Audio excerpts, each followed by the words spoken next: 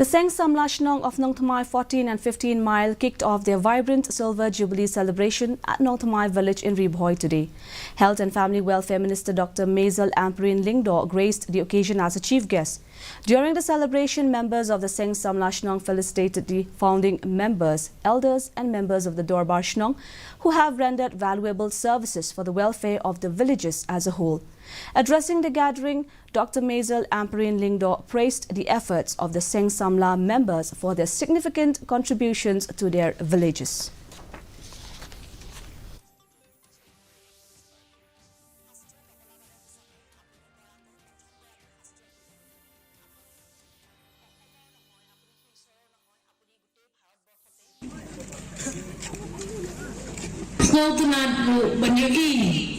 Magkibabon kita ki members jong Seng Samla na do 1999 kibalawan ha kani karonsan ban ailem kakti kadiang kakti kamon kajingkersan ya kani kabadi jong kabamunta ban rakhe ya kani ka Jubilee rupa